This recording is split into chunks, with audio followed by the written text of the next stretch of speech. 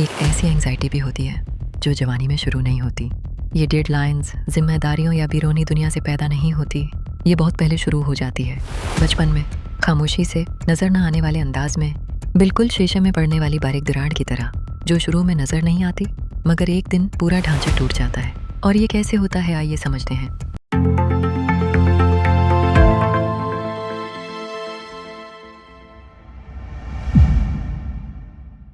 अस्सलामु अलैकुम। I am a psychologist, doctor Zuha Noor. कोई बच्चा एंग्जाइटी के साथ पैदा नहीं होता। बच्चा पैदा होता है खुले दिमाग वाला, राबते के लिए खुला, महफूज होने के लिए खुला और दुनिया को कबूल करने के लिए खुला।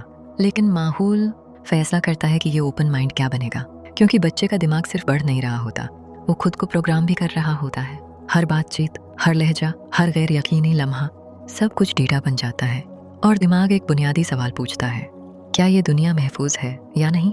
जब बच्चा ऐसे माहौल में बड़ा होता है जहाँ मोहब्बत गैर मुस्तकिल हो, जहाँ प्यार का इजहार गैर मुतवक्का हो, जहाँ तफस कंडीशनल हो, तो नर्वस सिस्टम पुरस्कून नहीं होता, वो खुद को तैयार कर लेता है।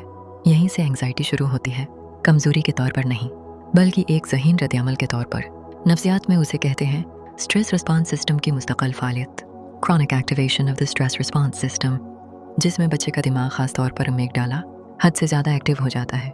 वो खतरा तलाश करना शुरू कर देता है, यहाँ तक कि वहाँ भी जहाँ कोई खतरा नहीं होता। इसी वक्त प्रीफ्रंटल कॉर्टेक्स, जो लॉजिक और कंट्रोल के लिए जिम्मेदार है, पीछे रह जाता है। नतीजा, रद्द-ए-अमल सोच से ज़्यादा तेज़ हो जाता है और बच्चा मुसलसल एक हालत में जीता है, इंतज़ार की हालत में। लेकिन असल छिपा हुआ असर ये है, बेचैन बच्चा हमेशा बेचैन नज़र नहीं आता। कभी कभी वो बहुत जिम्मेदार लगता है, अपनी उम्र से ज़्यादा समझदार, खामोश, महतात, फरमाबरदार।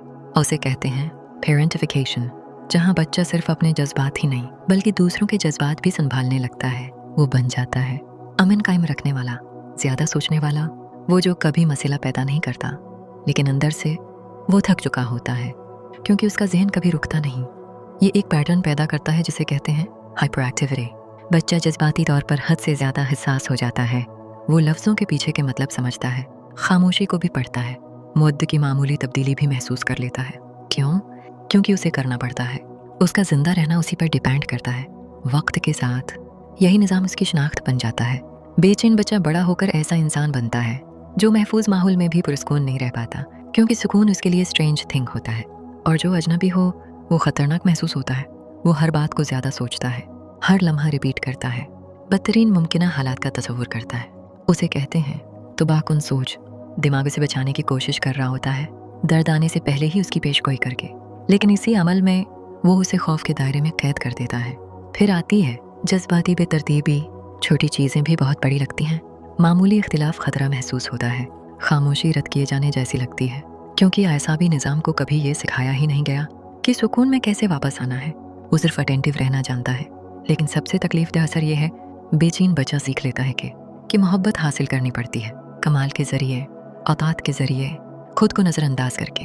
वो लोगों को खुश करने वाला बन जाता है, हाँ कहता है जबकि दिल नहीं कह रहा होता, तकलीफ बर्दाश्त करता है, खुद को छोटा करता है ताकि ताल्लुक बरकरार रहे, क्योंकि उसके अंदर एक यकीन होता है अगर मैं मोहतात न रहा तो मुझे छोड़ दिया जाएगा। और फिर भी ये बेचैनी बेवजह नहीं होती। ये याददाश्त है, ऐसी याददाश्त जो शूरी नहीं बल्कि जिस्म में महफूज होती है। नफ्सियात में उसे कहते हैं अम्प्लस्ड मेमोरी। जिस्म वो सब याद रखता है जो जहन भूल जाता है।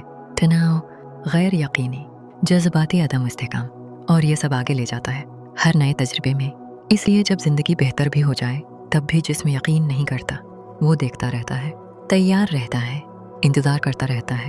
लेकिन एक हकीकत जो कम लोग समझते हैं, बेचैनी तुम्हारी दुश्मन नहीं है। ये एक मैसेज है तुम्हारे अंदर के इस बच्चे की आवाज़, जो एक गैर महफूज दुनिया में खुद को बचाने की कोशिश कर रहा था। लेकिन जो सीखा गया है उसे भुलाया भी जा सकता है। ऐसा भी निज़ाम को दोबारा सिखाया जा सकता है। दिमाग नए रास्ते बना सकता है, उसे कहते हैं न्यूरोप्लास्टिसिटी।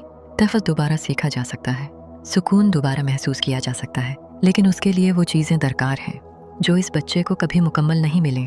तसलसल, हमदर्दी और जज्बाती तफस, ये सब शूर से शुरू होता है, ये समझने से कि तुम्हारा रद्द-ए-अमल ओवर रिएक्शन नहीं बल्कि एक मुताबिकत है।